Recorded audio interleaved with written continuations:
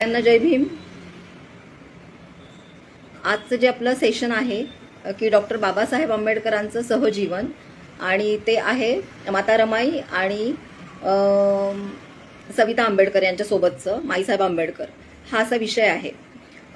तर सहजीवन हा खरं तर खूप मोठा व्यापक अर्थ आपल्याला बाबासाहेबांच्या दोन्ही संसारातून मिळालेला आहे. तर जे माता रमाईंनी त्यांच्यासाठी त्याग केलाय तो आपल्याला सगळ्यांना सर्वश्रुत आहेच. त्यांनी जो काही त्याग केलेला आहे, जे काही अतिशय हलाखीच्या दिवसांमध्ये बाबासाहेबांची जी काही चळवळ होती त्याला त्यांनी कुठेही खंड पडू दिलेला नाही, विरोध होऊ दिलेला नाहीये. अशा पद्धतीने डॉक्टर बाबासाहेब आंबेडकर आणि माता रमाईचं जीवन चालू होतं हे आपल्या सगळ्यांना माहिती आहे. माता रमाईबद्दल जर आपण त्यांचं बालपण बघितलं कसं होतं, तर त्यांची आई सुद्धा त्यांच्या लहानपणी वारली आहे. म्हणजे त्या स्वतः दोघी बहिणी त्यांना होत्या आणि एक भाऊ होता. तर त्यांच्या भावाचा जन्म झाल्यानंतर काही दिवसांनी त्यांची आई वारलेली आहे आणि मग ती सगळी जबाबदारी जी आहे, मोठ्या बहिणीचं लग्न झालेलं आहे आणि ते सगळं माता रमाईवर येऊन पडते, घराची जबाबदारी. आणि ती तिच्या भावंडांना अतिशय खंबीरपणे, सक्षमपणे, मानसिकरित्या परिपक्व होऊन ती जबाबदारी पार पाडते. तर खूप लहान वयातच आईचं छत्र गेल्यामुळे जी तेव्हाची लहानपणीची रामी, म्हणजे तिचं नाव खरं तर पार्वती ठेवलं होतं पाळण्यामध्ये आणि मग ते रामीचं मग नंतर लग्नानंतर रमा झालेलं आहे. तर ह्या ज्या रमा होत्या लग्नाच्या आधीच्या, तर ती एक सोशिक मुलगी होती आणि आईकडून जे काही ती मोठी होत असताना तिला जे ट्रेनिंग मिळालं होतं वेगवेगळं माणसं जोडण्याचं आणि संकटाला धैर्यानं सामोरं जाण्याचं, तर त्याच्यामध्ये त्यांची आई सुद्धा गौऱ्या विकून संसाराला हातभार लावत होती आणि आपल्याला पुढे ते माहिती की माता रमाईंनी पण ते केलेलं आहे. तर हे साधारण आपण त्यांचं जर बघितलं व्यक्तिमत्व, तर डॉक्टर बाबासाहेब आंबेडकरांचं सुद्धा जे लग्न होतं, तर त्यांच्या वडिलांनी म्हणजे रामजी सकपाळ जे आहेत त्यांनी त्या आधीचं लग्न म्हणून रमाईशी लावलेलं आहे. तर त्यांना काहीतरी वेगळं या मुलीमध्ये वाटलं असेल किंवा आपल्या मुलाच्या आयुष्यात जे काही चढउतार येतील किंवा त्याला जे काही मोठं ध्येय गाठायचं आहे, तर त्याच्यासाठी म्हणून हीच मुलगी योग्य जोडीदार आहे असं त्यांना वाटलं असेल. आणि मग त्यांच्यामध्ये हे सुद्धा झालं की तुम्ही आधीचं लग्न मोडून हे दुसरं बाबासाहेबांचं ठरवताय माता रमाईंबरोबर. तर त्याच्याबद्दलचा जो निकाल होता, तर त्याच्यामध्ये रामजी सकपाळ म्हणतात की जे काय आधीचं लग्न ठरलेलं त्या मुलीबद्दल माझी काहीच शंका नाहीये, पण ही मुलगी अनाथ आहे, हिला आई वडील नाही. तेव्हा लग्नाच्या वेळेस त्यांचे वडीलही नव्हते, सगळी भावंड ती मामाकडे होते. तर या मुलीचा मी तसा विचार केलाय, तर बाकीचा निर्णय तुम्ही घ्या. आणि मग पंचायत सुद्धा निर्णय घेते की हा बरोबर आहे आणि 5 रुपये ते दंड भरतात आणि हीच मुलगी आपल्या मुलासाठी योग्य जोडीदार आहे असं ते ठरवतात. तर कुठेतरी त्यांची ती दूरदृष्टी असेल किंवा कुठेतरी त्या रमाईच्या व्यक्तिमत्वातून त्यांना ते पोचलं असेल की हिच्यामध्ये ते सगळं आहे, जे गुण आपल्याला हवेत आपल्या मुलाच्या पुढच्या महत्वाकांक्षी जे काही स्वप्न त्यांनी दिलं होतं त्याच्यासाठी. आणि अशा पद्धतीनं खूप लहान वयात दोघांचंही लग्न सोहळा पार पाडलेला आपल्याला माहिती आहे. दोघांनाही त्यांच्या आई वडिलांची नक्कीच आठवण येत असेल. लग्नाचा अर्थही दोघांना माहीत नसताना लग्नबंधनात ते त्यांचं सहजीवन सुरू झालेलं आहे हे आपल्याला दिसतं. तर त्याच्यामधले जे काही नेहमीचे प्रसंग आहेत ते काही मी सांगत बसणार नाही. आपल्या सगळ्यांना माहिती आहे की अतिशय हालाखीचे दिवस होते. गंगाधर खूप आजारी होता, पैसे हवे होते. बाबासाहेबांना त्या पत्र पाठवून सांगतात की मला पैसे हवेत त्याच्या उपचारासाठी. तर बाबासाहेबांचं तिकडून उत्तर येतं की रमाई, तू म्हणते मला तुझ्या भावना कळतात, पण मी पैसे देऊ शकत नाही. का? कारण की माझ्याकडेच पैसे नाही, उलट मीच स्वतः एक वेळ जेवून कसं काटकसर करत माझं शिक्षण लवकर कसं होईल याचा मी प्रयत्न करतोय. हे बाबासाहेब जेव्हा रमाईला पत्र पाठवतात तेव्हा रमाईला खूपच जास्त वाईट वाटतं आणि मग ती गौऱ्या विकून मग त्याच्यातून जे काही थोडेफार पैसे यायचे ती बाबासाहेबांना पाठवायची. म्हणजे अशा पद्धतीनं ती स्वतः इतकी काटकसरीत आहे की काडीपेटी सुद्धा अतिशय काटकसरीनं वापरणारी रमाई कसे पैसे पाठवत असेल बाबासाहेबांना थोडेफार सुद्धा, जे काही मनी ऑर्डर, हे खरंच खूप कौतुकाचं आहे की जिला स्वतःला खायला नाहीये, जिथे मुलांची 4-4 मुलांची जबाबदारी. आणि आपल्याला माहिती की या सगळ्या बाबासाहेबांचे जे काही हे कष्ट चालू होते, हे परदेशात शिक्षण होतं, तर त्यामुळे मुलांचा सांभाळ हा रमाईंनीच केलाय आणि त्याच्यामध्ये अतिशय हालाखीची परिस्थिती आणि सगळी आजारपण याच्यामध्ये ती त्या 4 मुलांना वाचवू शकलेल्या नाहीयेत. तर हे आपल्या सगळ्यांना माहितीच आहे. तर हा जो सगळा मोठा त्याग आहे, म्हणजे काटकसरीत राहणं हे एक वेळ जमू शकेल, पण स्वतःच्या पोटच्या मुलांना सुद्धा गमावणं आणि ते गमावल्यानंतरही डॉक्टर बाबासाहेब आंबेडकर ज्या काही ध्येयानं चाललेत, जी काही दृष्टी घेऊन चालली आहे, त्याच्यावर त्यांचा पूर्ण गाढ विश्वास आहे. त्यामुळे त्या काही ते बाबासाहेबांसमोर त्या सगळ्या परिस्थितीबद्दल त्या तक्रार करत नाहीये. जी परिस्थिती आहे त्याला त्या सामोऱ्या जात आहेत. तर हे सगळं जे आपण बघतो किंवा हॉस्टेल्सची सुद्धा मुलं जेव्हा उपाशी होती तेव्हा त्यांनी त्यांच्या सोन्याच्या बांगड्या दिलेल्या हे आपल्या सगळ्यांना माहिती आहे. पण हे जे सहजीवन आहे त्याच्यामध्ये बाबासाहेब आंबेडकरांचा जो काही व्यासंग होता, त्यांना जे काही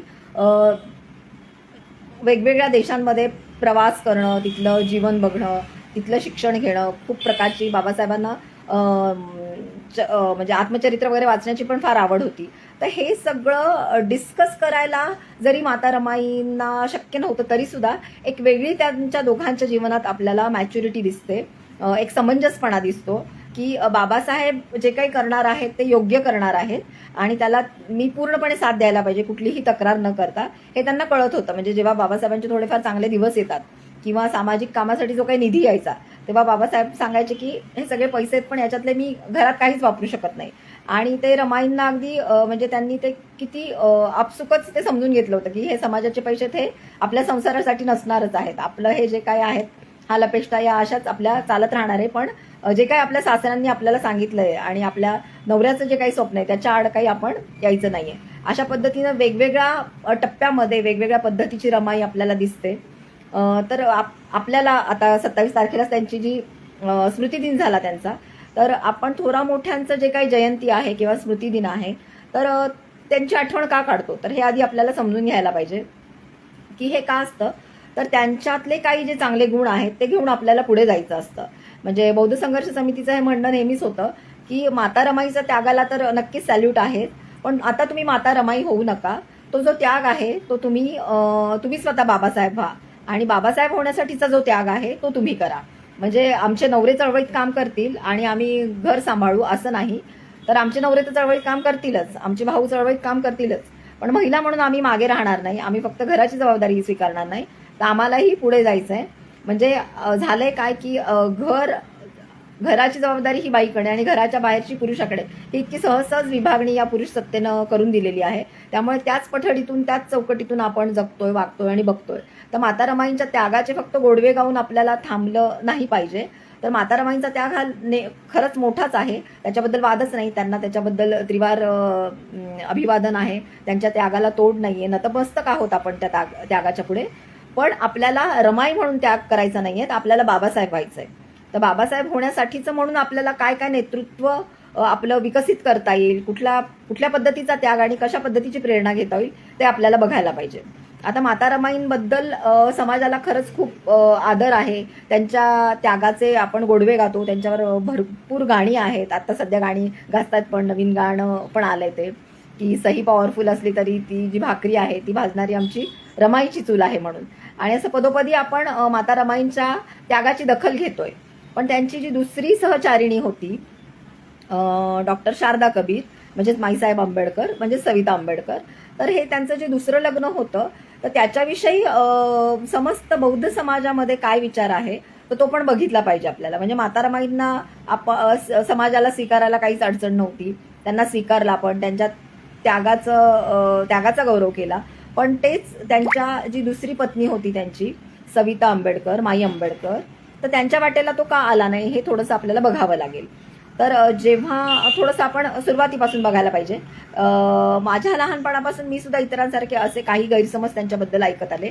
तर पहिला गैरसमज असा होता की बाबासाहेबांचा मृत्यू हा नैसर्गिक झाला नाही, माई आंबेडकरांनी त्यांना विष देऊन पाजलं, गैरसमज आहे हा. दुसरा असा होता की त्या कुणाला भेटू देत नाहीत म्हणून. आणि तिसरं की त्या डॉक्टर नव्हत्या, त्या नर्स होत्या. अशा चुकीच्या ज्या काही बातम्या होत्या त्या आपल्यापर्यंत आल्या आणि त्या आपण समाजानं काही तपासल्या, काही नाही. तर त्यामुळे मला खूप चांगलं वाटतं की माई आंबेडकरांचं जे 22करांनी शोध लावला, म्हणजे डॉक्टर बाबासाहेब आंबेडकर गेल्यानंतर ज्या या अफवा सगळ्या पसरल्या आणि त्यांना मारेकरी सुद्धा मारायला आले होते. आणि मग त्याच्यानंतर त्या त्यांच्या भावाच्या इथे, ते पोर्तुगीज चर्चच्या इथे राहत होत्या आणि त्या नेहमी संध्याकाळी बाहेर पेपर वाचत बसायच्या. आणि जेव्हा हे 22कर जे चैत्यभूमीची देखरेख करायची, त्यांनी खूपदा बघितलं त्यांना, माई आंबेडकरांना, आणि त्यांनी एकदा विचारलं पण धाडस करून की तुम्ही माई आंबेडकरच आहात का. तर पहिल्यांदा माई आंबेडकरांनी लगेचच हो काही म्हटलेल्या नाहीये त्या, पण त्यांनी अजून त्यांच्याबद्दल सांगितलं. आणि जेव्हा त्यांना विश्वास वाटला की ही व्यक्ती विश्वासू आहे बाबा, या व्यक्तीला आपण खरं सांगायला हरकत नाही, आणि तेव्हा मग माई आंबेडकर म्हणतात की हो मी माई आंबेडकरच आहेत. आणि तेव्हा त्या परत जगासमोर येतात बाबासाहेबांच्या मृत्यूनंतर बरेच वर्ष अज्ञातवासात राहून. तर हे सगळं या महिलेच्या वाट्याला का आलं असेल?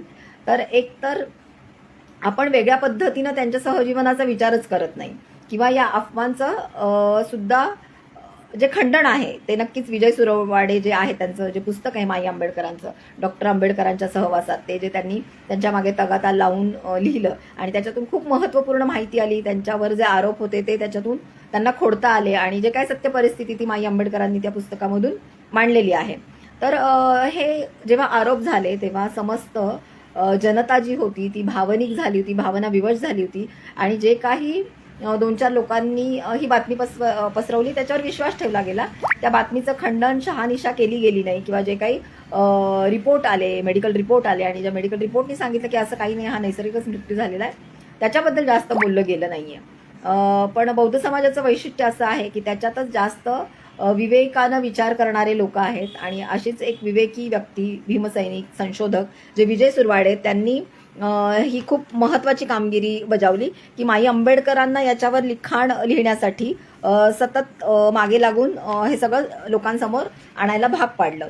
आणि मग माई आंबेडकरांच्या या पुस्तकामध्ये त्यांनी ते सगळं सविस्तरपणे लिहिलेलं आहे की त्यांची मैत्री, आता हा पहिला जो गैरसमज होता की त्या डॉक्टर नव्हत्या, ते चुकीचं आहे. त्या डॉक्टर होत्या, त्यांचं MBBS झालेलं आहे. MD त्यांना करता नाही आलं आजारपणामुळे. ते काय आजारपण होतं काय वगैरे त्याच्याबद्दल काही फारसं त्या पुस्तकात लिहिलेलं नाहीये. फक्त त्याच्यामध्ये हा उल्लेख आहे की MD करत असताना त्या आजारी पडल्या आणि आजारी पडल्या होत्या तेव्हा त्यांना जो वाचनाला वेळ मिळाला होता तर त्यांनी बौद्ध धर्माचं साहित्य तेव्हा वाचलं होतं.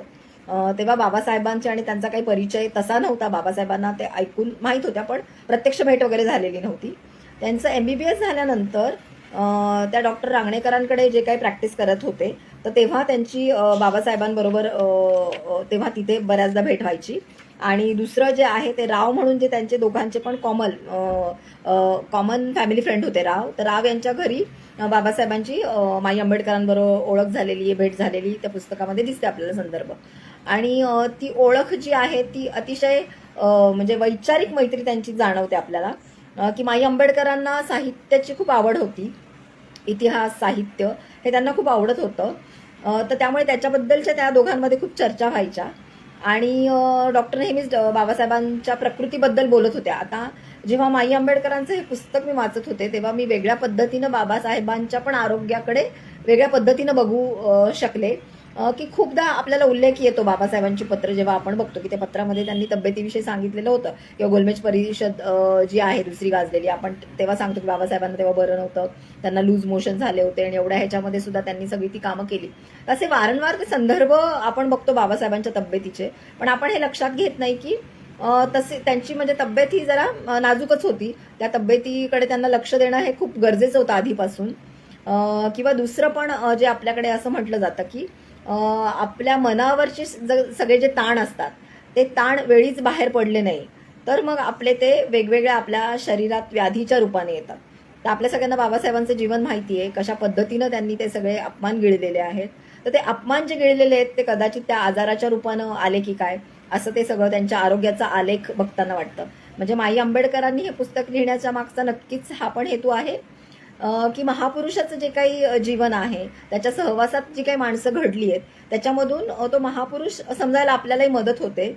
आणि एक इतिहासाचा एक महत्त्वाचा दस्तऐवज, संशोधनासाठीचं महत्त्वाचे त्यांचे पत्र, अशा पद्धतीनं पण माई त्याच्याकडे बघतात आणि म्हणून सुद्धा हे त्या पुस्तकात देतात. आणि दुसरा एक हेतू नक्कीच की त्यांच्यावर जे आरोप झाले तर ते आरोप चुकीचे आहेत आणि खरं काय आहे ती सत्य परिस्थिती सुद्धा लोकांच्या समोर आणणं, हा पण त्यांच्या मागचा तो उद्देश होता माई आंबेडकरांचा. तर पुस्तक वाचताना त्या स्वतःबद्दलची माहिती देतात, कसं त्यांचं MBBS झालं आणि मग फिजिओथेरपी मध्ये त्यांचा इंटरेस्ट होता आणि मग ते शिकायला त्या रांगणेकरांकडे जायचे आणि मग बरेच प्रसिद्ध लोक त्यांच्याकडे यायचे फिजिओथेरपी घ्यायला. तसेच बाबासाहेब सुद्धा येत होते आणि तिथे ती ओळख झालेली आहे. आणि मग वेगवेगळ्या विषयावर त्यांच्या चर्चा व्हायच्या. आणि डॉक्टरांनी बाबासाहेबांना सांगितलं होतं, 2 पर्याय दिले होते. एक तर तुम्ही अशाच पद्धतीनं जर तुमच्या आरोग्याची हेळसांड केली तर तुमच्या जीवनाची वर्ष खूप कमी असतील तुमच्या हातामध्ये. आणि जर तुम्हाला तुमचं हे सगळं कार्य करण्यासाठी जर जगायचं असेल, तुम्हाला काही वेळ हवा असेल तर तुम्हाला दुसरं लग्न करावं लागेल. म्हणजे डॉक्टरांनी त्यांना सरळ सरळ सांगितलं होतं की तुमच्याकडे 2 पर्याय आहेत, एक तर लवकर मरण किंवा लवकर लग्न. तर अशा पेचामध्ये डॉक्टर बाबासाहेब आंबेडकर होते. खरं तर माता रमाई गेल्यानंतर त्यांना किती दुःख झालं होतं हे आपल्या सगळ्यांना माहिती आहे. दुःखानं बेभान झालेले ते आहेत. आणि रामू जेव्हा गेली तेव्हा त्यांची इच्छा होती की रामूचा अंत्यविधी हा पांढऱ्या साडीमध्ये व्हायला पाहिजे. पण तेव्हा जी काही तेव्हाची पद्धत होते ज्याच्याप्रमाणेच तो झाला. तर जी काही त्यांची स्वप्न होती, जी काही एकनिष्ठता होती त्यांच्या पहिल्या पत्नीबरोबर, आणि त्यामुळे त्यांनी निश्चय केला होता की आता मी काही दुसरं लग्न करणार नाही. पण त्यांच्या तब्येतीनं त्यांच्या समोर अशी म्हणजे परिस्थितीच अशी निर्माण झाली होती की त्यांना दुसरं लग्न करणं भाग होतं. आणि त्यांचे सहकारी सुद्धा त्यांना वेळोवेळी सांगायचे की तुम्ही दुसरं लग्न केलं पाहिजे. आणि जेव्हा माई आंबेडकरांच्या सहजीवनाचा हा विचार करता मग मी सुद्धा ते बघत होते की बाबासाहेब आंबेडकरांच्या नात्यातली कुणीच बाई माणूस म्हणून त्यांच्या जवळपास नव्हतं त्यांची काळजी घ्यायला. त्यांची बहीण पण नव्हती, भाची नाही, मुलगी नाही, अशा कुठल्याच महिलेचा त्या ह्याच्यामध्ये आपल्याला उल्लेख दिसत नाही. किंवा जेव्हा डॉक्टर बाबासाहेब आंबेडकर आणि माई आंबेडकरांचं लग्न होतं तर तेव्हा पण नात्यातली अशी कुणीच बाई तिथे नाहीये.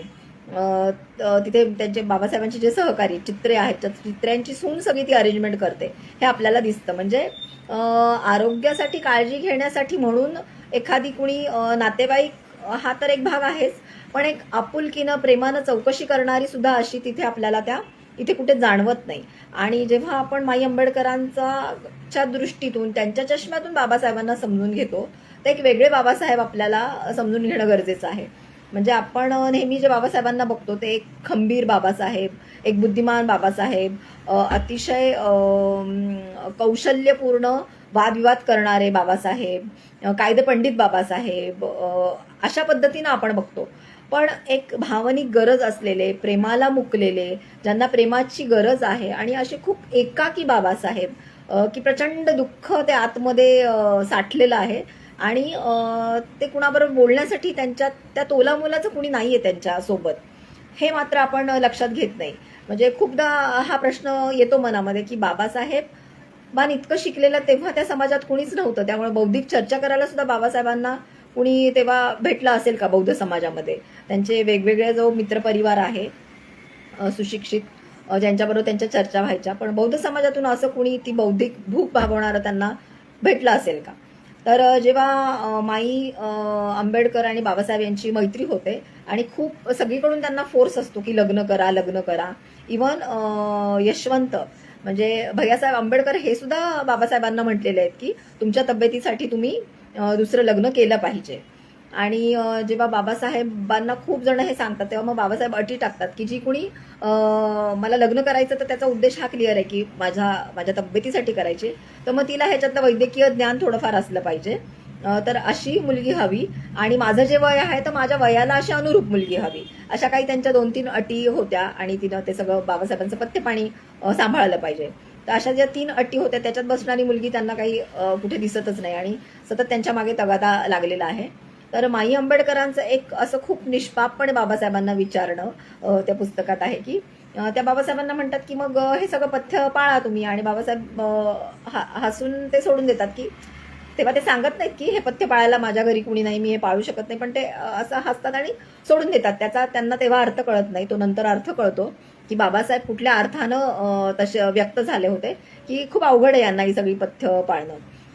आणि त्यामुळे मग माई आंबेडकर त्यांना विचारतात लग्नाच्या पूर्वी की मग तुमचा बंगला तर खूप मोठा असेल ना, मग मी तिथे कुठेतरी राहील आणि मग तुम्हाला सगळं मी हे गाईड करेल, मग तुमचं सगळं पथ्यपाणी व्यवस्थित सांभाळेन मी. तर बाबासाहेब म्हणतात की नको, मी एकटाच आहे.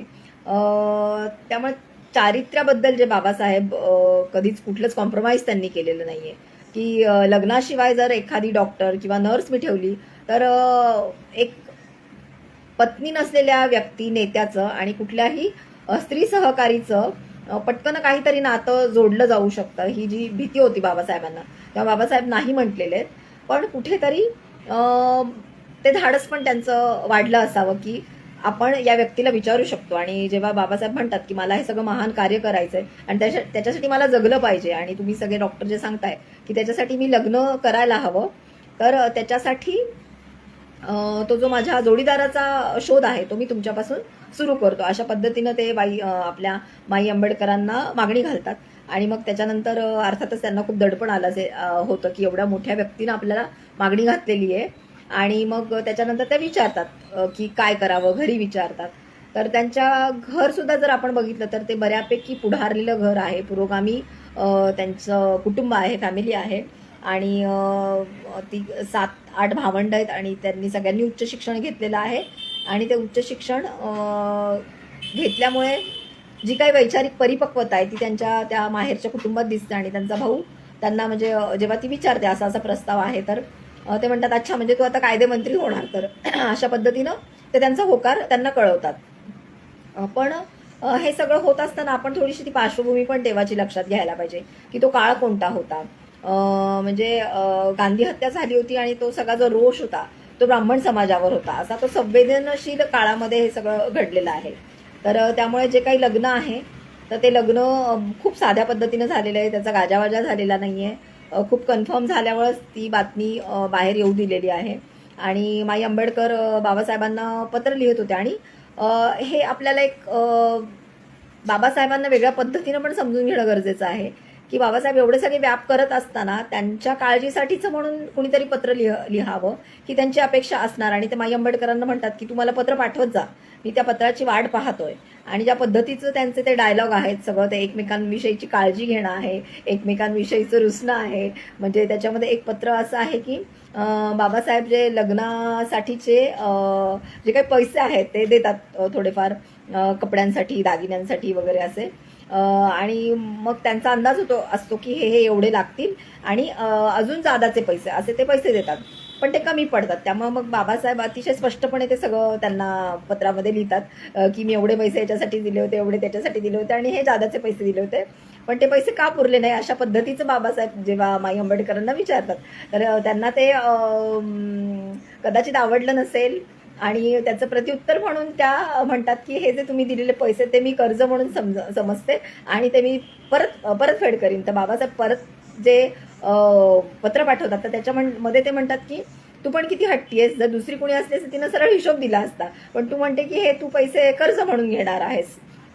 तर अशा पद्धतीचं त्यांचं जे काही प्रेमाचं भांडण होतं, संवाद होते, त्यांच्या स्वभावाची झलक दिसते. किंवा बाबासाहेब माई आंबेडकरांना एकदा म्हणतात की तू टॉलस्टॉयचं जे आत्मचरित्र आहे ते वाचतो. तर मग माई आंबेडकर की हे का वाचायला सांगितलं, हे आधी त्याची उत्सुकता आणि हे आधी त्यांचे प्रश्न असतात की मला का वाचायला सांगितलं. तर बाबासाहेब म्हणतात की किती तू शंका घेतेस, मी तुला असं विचारायला सांगितलं. तर मग सहजीवनाची जी त्यांची व्याख्या आहे ते वेगवेगळ्या पद्धतीनं ते माई आंबेडकरांना सांगतात. आणि ते म्हणतात की महापुरुषांचं, इतरांचं जे काही टॉलस्टॉयचं मी काही चाहता नाही आहे, पण तरी वेगवेगळे जे सहजीवनाचे अर्थ आहेत ते समजून घेण्यासाठी म्हणून ते पुस्तक मला वाचावं. आणि ते स्वतः जेव्हा सहजीवनाबद्दल बोलतात तेव्हा खूप स्पष्टपणे माई आंबेडकरांना की त्यांचं सहजीवन कसं असणार आहे याच्याबद्दलची ती कल्पना पण ते सगळी देतात. म्हणजे ते सगळं त्यांनी खूप स्पष्टपणे मांडलेलं आहे की आताची जी काय माझी अवस्था आहे, अतिशय आजाराने मी त्रस्त आहे आणि आता मी बाप होऊ शकणार नाही, मी तुला मूल होऊ देणार नाही आणि आपलं नाही पडलं तू जाऊ पण शकते, अशा पद्धतीनं तो उल्लेख आलेला आहे. आणि माझ्याकडून तुला कुठल्याच गोष्टींची जबरदस्ती नसणार आहे, तुला पूर्ण स्वातंत्र्य असणार आहे, अशा सगळ्या पद्धतीनं जे लग्नाकडे खूप व्यापक पद्धतीनं आणि जे ते त्यांच्या थेअरीमध्ये बोलत होते, जे स्त्री मुक्तीविषयी ते मांडत होते, ते त्यांच्या वैयक्तिक जीवनामध्ये सुद्धा त्यांनी ते सगळं व्यवस्थित कल्पना दिलेली आहे माई आंबेडकरांना. आणि मागणी घालताना सुद्धा त्यांनी ती इतकी व्यवस्थित मागणी घातलेली आहे की ते म्हणतात की समजा तुझा नकार असेल आपल्या वयातला अंतर बघता किंवा काही वेगळ्या कारणामुळे, म्हणजे आपण समाज बघितला, दोघांच्या जाती आणि तेव्हाचं आपण कालखंड बघितला, तर ते सगळं पार्श्वभूमी लक्षात घेऊन जर माई आंबेडकरांनी नकार दिला असता तर त्याला सुद्धा काही माझी हरकत नाही, तो मी शांतपणे स्वीकारेन. तर हे सुद्धा खूप महत्त्वाचं आहे की त्यांनी किती शांतपणे विचार करून तो प्रस्ताव मांडलेला आहे. आणि आपला प्रस्ताव हा मान्य नाही झाला तर तो स्वीकारण्याची पण त्यांची ती तयारी सगळी ती पत्रांमधून दिसते. आणि जेव्हा त्यांचं लग्न होतं तर ते खूप साध्या पद्धतीनं होतं, पण स्वागत समारंभ मोठ्या पद्धतीनं करण्याची इच्छा असूनही त्यांना करता येत नाही, कारण आजूबाजूचं जे वातावरण होतं ते खूप तापलेलं वातावरण होतं, दंगल सदृश वातावरण असल्यामुळे सुद्धा त्यांचा स्वागत समारंभ सुद्धा त्यांनी खूप शांतपणे केलेला आहे. आता इथे आपल्या मनामध्ये एक भैयासाहेब आंबेडकरांविषयी काही प्रश्न येतात, निर्माण होतात. आणि बाबासाहेबांनी लग्नाच्या आधी पण ती कल्पना दिलेली आहे किंवा ती अपेक्षा व्यक्त केलेली आहे माई आंबेडकरांकडे की तू त्यांच्यावर सुद्धा, यशवंतवर सुद्धा प्रेम करावा आणि त्यांचा भाचा, असा त्यांचा उल्लेख आहे. आणि माई आंबेडकरांनी त्या पद्धतीनं प्रयत्न पण केलेले आहेत. पण त्यांच्या पुस्तकात त्यांनी जे काय मांडलेलं आहे त्याच्याप्रमाणे एका सहकार्यामुळे काही गैरसमज निर्माण झालेले आहेत. यशवंताच्या मनात माई आंबेडकरांबद्दल असा उल्लेख आलेला आहे. आणि माई आंबेडकर पुढे सांगतात पण आहेत की मी खूप प्रयत्न केला यशवंताला की आमच्यासोबत राहायला ये तू, असं मी नेहमी म्हणत होते. तर त्यांचं उत्तर असायचं की मला बाबासाहेबांची भीती वाटते, त्यामुळे मी काही तिथे राहायला येत नाही, मी आपल्या इकडे मुंबईलाच बरा, अशा पद्धतीचं त्यांचं उत्तर होतं. म्हणजे माई आंबेडकरांनी बाबासाहेबांची पत्नीपेक्षा एक पत्नी अधिक डॉक्टर हा रोल जास्त निभावलेला आहे. आणि तो करत असताना यशवंताची आई होण्याचा पण त्यांनी प्रयत्न केलेला आहे. पण यशवंताकडून तो रिस्पॉन्स आल्याचं दिसत नाहीये, असं त्या पुस्तकात वाचताना जाणवतं. आणि माई आंबेडकरांनी जो काही हेतूच होता लग्नाचा की बाबासाहेबांची तब्येत व्यवस्थित करणं, त्याच्यावर लक्ष ठेवणं, तर मग तो दिनक्रम त्या सांगतात की कशा पद्धतीनं त्यांच्या वैद्यकीय ज्ञानाचा फायदा झाला बाबासाहेब. आणि बाबासाहेब स्वतः पत्रामध्ये हे सांगतायत, बुद्ध आणि त्यांच्या धम्माची प्रस्तावना जी म्हणतात की ती खरी प्रस्तावना समोर येऊ नाही दिली, तर त्याच्यामध्ये सुद्धा ते माई आंबेडकरांचे ऋण मांडतायत की त्यांच्यामुळे जी काही माझी नाजूक तब्येत होती, तर ती चांगली राहण्यासाठी आणि मला हे काम जे आहे ते करण्यासाठी जी काही वर्ष मिळाली, माझ्या आयुष्याची जी काही 7-8 वर्ष वाढलेली आहेत, ती माई आंबेडकरांमुळे वाढलेली आहेत, हे ते परत परत त्यांच्या पत्रांमध्ये सांगतायत. तर त्यांचा दिनक्रम कसा होता, तर बाबासाहेब हे बऱ्याचदा रात्री खूप जागायचे आणि वाचन, त्यांचं लिखाण चालत असायचं.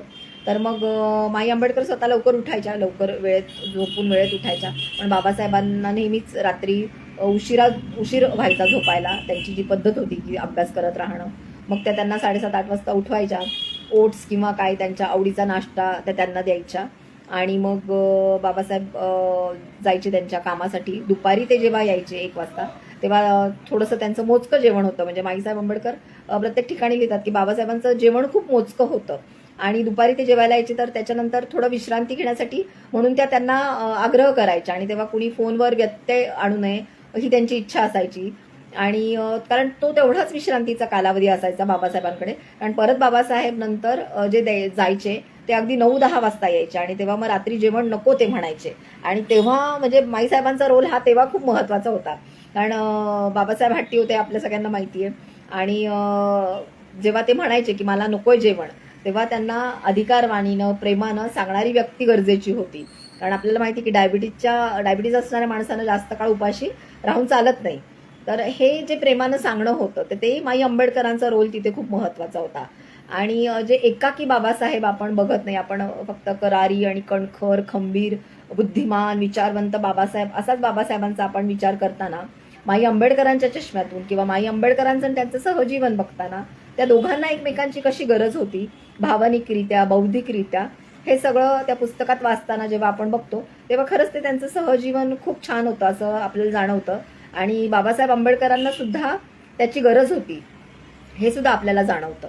तर अशा पद्धतीनं त्यांचं जे सहजीवन गेलेलं आहे त्याच्यामध्ये खूप सारे संदर्भ आलेले आहेत. आणि माई आंबेडकरांचं सुद्धा खूप वाचन असायचं. बाबासाहेबांची जी काही वेगवेगळी कामं चाललेली असायची, म्हणजे हिंदू कोडबिला विषयी त्यांची चर्चा झालेली, अशा विविध चर्चा ते एकमेकांशी करायच्या.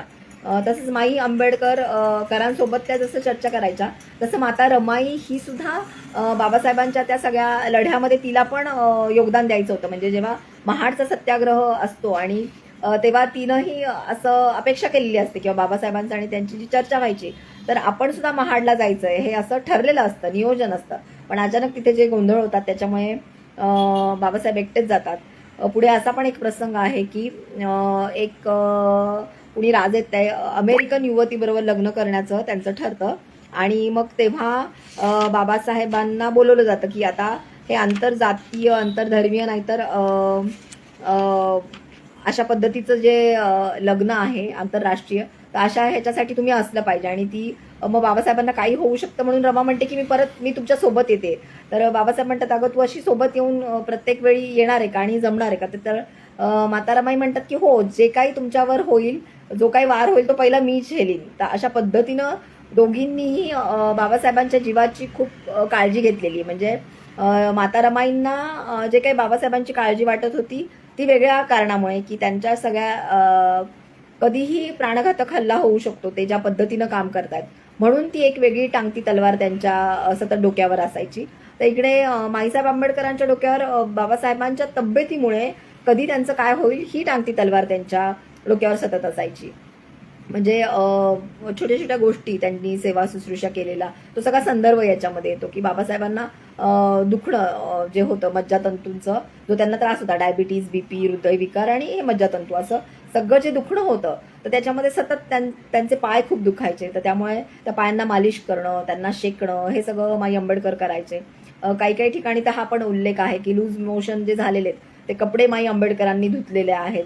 तर अशा पद्धतीनं बाबासाहेबांच्या आजारपणाचं जी प्रत्येक छोटी मोठी गोष्ट आहे ती खूप लक्ष देऊन त्यांनी व्यवस्थित पार पाडलेली आहे. म्हणजे एक प्रसंग आहे की कणसं आणली होती आणि ती बाबासाहेबांना आग्रह करतात त्यांचे सहकारी पण, आणि बाबासाहेब खातात आणि त्याच्यामुळे मग त्यांचं एकदम पोट बिघडतं आणि मग ते खूप जास्त आजारी पडतात आणि मग त्यांना दवाखान्यात ॲडमिट करायची वेळ येते. पण तेव्हा माई आंबेडकरांचं जे काही वैद्यकीय नॉलेज होतं आणि त्यांना जे कळत होतं की म्हणजे ही कणसं जास्त खाल्ल्यामुळे त्यांना त्रास होणार आहे आणि याची त्या कल्पना देतात, पण ते गप्पांच्या ओघामध्ये ते खाल्लं जातं. किंवा बाबासाहेब जेव्हा रात्री म्हणायचे की मी जेवणार नाही, तर बाबासाहेबांसाठी उपाशी राहणं हे किती चुकीचं आहे त्यांच्या आरोग्यासाठी हे माई आंबेडकरांना त्या डॉक्टर असल्यामुळे तेव्हा कळत होतं. आणि आत्ताच्या आपण जर परिस्थितीमधून डायबिटीजकडे बघू तर आपल्याला तो डायबिटीज हा आजार एवढा भयावह वाटणार नाही. पण आपण जर बाबासाहेबांच्या काळामध्ये जाऊन जर आपण बघू, तेव्हा जे काही शोध लागले होते, तेव्हा जे काही औषधं उपलब्ध होती, तर त्याच्यामध्ये खूपच कमी औषधं उपलब्ध होती. त्यामुळे इन्शुलिनचं इंजेक्शन देण्यापलीकडे काही त्यांच्या हातामध्ये नव्हतं, पण ते त्या व्यवस्थित पार पाडत होत्या. आणि जो त्यांच्याबद्दलचा एक गैरसमज तर की त्या डॉक्टर नव्हत्या, ही जी अफवा उठवली होती किंवा हा चुकीचा भ्रम पसरवण्यात आला होता, तर तसं नाही आहे. त्या डॉक्टर होत्या, त्याचं त्यांनी प्रमाणपत्र पण दिलेलं आहे. आणि जो दुसरा हे होता की म्हणजे विजय सुरवाडेंचं सर्वात मोठं योगदान आपण काय म्हणू, तर माई आंबेडकरांवरचे जे काही आरोप होते ते आरोपाचं खंडन करण्यासाठी ज्या लोकांनी आरोप केले होते त्या लोकांकडे ते गेलेत आणि त्यांनी विचारलंय की तुमचा नेमका आरोप काय आहे, तुम्हाला खरंच असं म्हणायचंय का की माई आंबेडकरांनी विष देऊन बाबासाहेबांना मारलंय. तर आरोप करणारी व्यक्ती म्हणते नाही, आम्हाला असं म्हणायचं नाही, आम्हाला असं म्हणायचंय की माई आंबेडकर इन्शुलिनचा डोस जास्त देत होत्या. तर मग का नाही ते पोस्ट मार्टम केलं वगैरे असं जेव्हा म्हणतात तेव्हा भैया साहेबांनीच म्हटलं होतं की काही गरज नाही म्हणून ते केलं नाही, असं तेव्हाचं तात्कालिक उत्तर आहे. पण नंतर यथावकाश परत ती मागणी झालेली आहे आणि मग त्याचा जो काही रिपोर्ट आलेला आहे आणि त्या रिपोर्टमध्ये सांगितलेलं आहे की असं काही झालेलं नाही, नैसर्गिकच मृत्यू आहे. पण त्याच्याबद्दलची चर्चा मग परत समाजात होताना दिसत नाहीये. आणि बावीसकरांनी जे काही माई आंबेडकरांना परत प्रकाशझोतात आलंय त्याच्यानंतरचं त्यांचं जे कार्य आहे, त्यांनी त्यांच्या परीनं बौद्ध धर्माचा प्रचार आणि प्रसार करत राहिलेले आहेत, त्याच्याबद्दल आपण बोलत नाही. किंवा आज जी बाबरी मशिदीच्या इथे राम मंदिर झालेलं आहे ते तेव्हा माई आंबेडकरांनी कोर्टामध्ये केस केली होती की हे जे बाबरी मशीद आहे तिथं राम मंदिर नसून तिथे साकत बुद्ध विहार आहे. ह्याचे पुरावे जे आहेत चीनच्या प्रवाशांनी लिहिलेले ते पुरावे सगळे जोडून ती केस त्या लढतायत.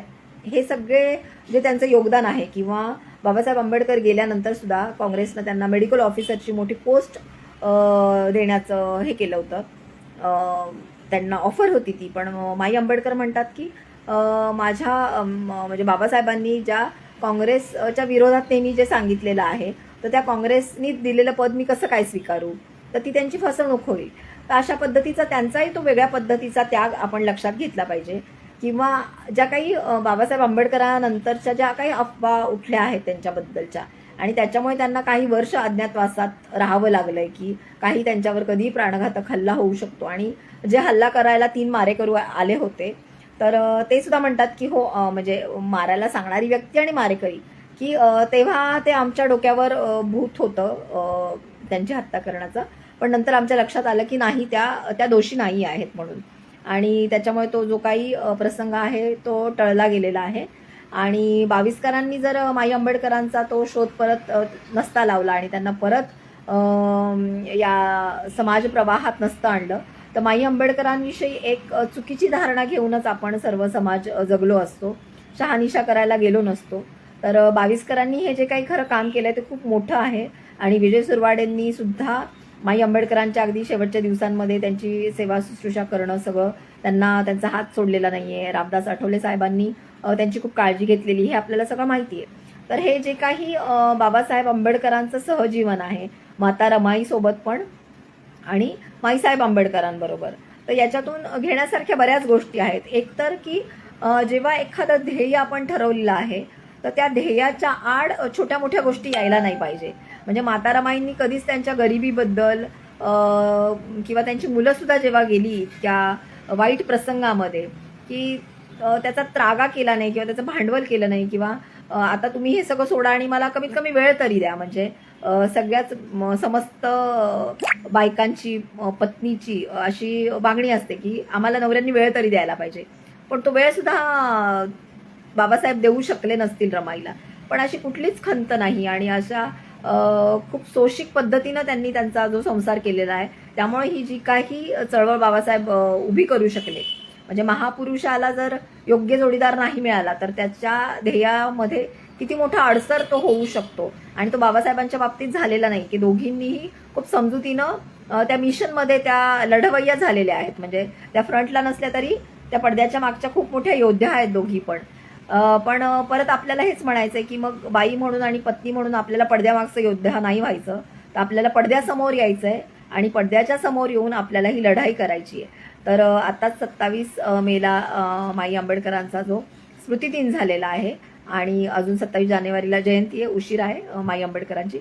पण त्या दोघींचंही जेव्हा आपण तुलना करतो तर आपल्याला हे लक्षात घेतलं पाहिजे की त्या सहजीवनातले जे काही त्यांनी प्रसंग निभावलेले आहेत शांतपणे, धैर्याने, समजुतीनं, वेळप्रसंगी स्वतःच्या इच्छाकांक्षा मारून. म्हणजे माई आंबेडकरांच्या पण जीवनाकडे आपण बघतो तर साधारण बाबासाहेबांचं 50-55 वय असेल आणि माई आंबेडकरांचं 35-36च्या आसपासचं वय असेल.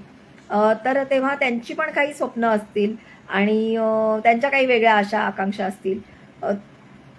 तर ते सगळं जो आपण एक ती पिढीच जर बघितली तर कशा पद्धतीनं ती पिढी जगत होते. म्हणजे माई आंबेडकरांचं जे काही तरुण पण गेलं असेल की मला डॉक्टर व्हायचं आहे. खरं तर त्यांना कलेमध्ये खूप आवड होती. पण त्यांच्या वडिलांची इच्छा होती की आपल्या मुलीने डॉक्टर व्हावं आणि वडिलांच्या इच्छेसाठी त्या डॉक्टर झालेल्या आहेत. आणि एक तेव्हाचा जो काळ होता म्हणजे माई आंबेडकरांनी डॉक्टर होणं ही खूप मोठी अचिव्हमेंट होती त्या काळातली. की एखाद्या स्त्रीनं एवढं मोठं उच्च शिक्षण घेणं हे तेव्हा खूप कौतुकास्पद होतं. आणि डॉक्टर होणं हे सुद्धा एक देशसेवेसाठीचं व्रत म्हणून ते त्यांनी स्वीकारलेलं दिसतं. आणि बाबासाहेब आंबेडकर हे किती प्रखर देशभक्त होते हे तर आपल्या सगळ्यांना माहितीच आहे. पण माई आंबेडकरांचा सुद्धा हा जो एक वेगळा पैलू आहे की समाजकार्य करण्यासाठीचा म्हणून त्यांनी हा पेशा स्वीकारला होता. तर या सगळ्याच महामातांनी जे काय बाबासाहेबांना साथ दिलेली आहे. तर हे एक त्यांचं मिशन पूर्ण होण्यासाठी आणि या मिशनमधून उद्देश काय होते तर मानवहित व्हावं आणि जे काही आपलं राष्ट्र आहे तर ते राष्ट्र उभारणीमध्ये त्याची मदत व्हायला पाहिजे. म्हणून त्यांचा त्याग आणि त्यांचा जो समंजसपणा आहे तो खूप महत्त्वाचा आहे. तर या दोघींच्या पण जीवनातून आपण बरंच काही घेऊ शकतो. म्हणजे बौद्ध महिलांना जो काही वारसा मिळालेला आहे तो वारसा खरं तर खूप वैभवशाली वारसा आहे. म्हणजे माता रमाईंच्या त्यागाबद्दल आणि माई आंबेडकरांचं जे काही त्याग आहे आणि शिवाय बौद्धिक जी चर्चा आहे त्याच्यातून आपण बरंच काही शिकू शकतो. म्हणजे कधी मी कुठल्या आपल्या बौद्ध समाजातल्या काही घरांमध्ये गेले तर सहज लहान मुलांशी बोलताना मुद्दाम विचारते मी त्यांना की सावित्रीबाई फुले कोण आहेत माहिती आहे का, माता रमाई कोण आहेत माहिती आहे का. तर काही काही कुटुंबामध्ये खूप छान उत्तर मला मिळतं की त्या मुलांना माहीत असतं. पण सांगायला खूप वाईट वाटतं की काही काही कुटुंबांमध्ये माहीत नसतं किंवा असं पण मला उत्तर मिळतं की मला काय माहिती. तर ही खूप खंत करण्याची गोष्ट आहे. म्हणजे आपण या महामातांचा जर त्याग लक्षात घेऊ तर आपल्याला त्या कोण होत्या आणि त्यांनी त्याग कशासाठी केलाय त्याचा हेतू काय होता हे लक्षात ठेवलं पाहिजे. आणि स्त्रियांची जी भूमिका आहे की संस्कृतीचं जे वहन करण्याची जी काही त्यांच्याकडे जबाबदारी आली आहे परंपरेनं म्हणा किंवा त्यांचं ज्या पद्धतीनं सोशलायझेशन झालेलं आहे त्यांचं ज्या पद्धतीनं सामाजिकीकरण झालेलं आहे तर त्या सामाजिकीकरणातून त्यांना ते स्किल आले ती जबाबदारी आली आहे. तर ही महिलांची जबाबदारी आहे की तो जो त्याग आहे तो त्याग आपण आपल्या पुढच्या पिढीला सांगणं आणि स्वतःमध्ये ते भिनवणं. आणि हा त्याग फक्त आपल्या घरासाठी आपल्या कुटुंबियासाठी आपल्या नवऱ्या आणि मुलासाठी मर्यादित न राहता तो जो त्याग आहे तो आपल्याला ही चळवळीचं जे काही धम्मचक्र आहे ते गतिमान करण्यासाठी तो त्याग आपल्याला वापरायचा आहे. हे समस्त महिलांनी पण लक्षात ठेवलं पाहिजे. आणि पुरुषांनी बाबासाहेबांनी जसे त्यांच्या असंख्य अडचणी आल्या तरी त्यांच्या ध्येयापासून ढळले नाहीत. हे सगळ्याच आपण स्त्री पुरुषांनी लक्षात घेतलं पाहिजे. आणि त्यांच्या त्यागाचं फक्त त्या त्यागाला सलामी देऊन ते भागणार नाहीये. तर ही जी काही चळवळ आहे ती सर्व समविचारी लोकांनी ती पुढे येऊन आपण पुढे न्यायला पाहिजे. तर त्या त्यागाची खऱ्या अर्थानं आपण दखल घेतली असा त्याचा अर्थ होईल. आणि बहुजन संघटक पेजची ही सर्वात मोठी जी व्याख्यानमाला आहे आणि त्याच्यामध्ये वेगवेगळे वक्ते येतात आणि वेगवेगळ्या पद्धतीनं या पैलूंविषयी आपल्याला सांगतात.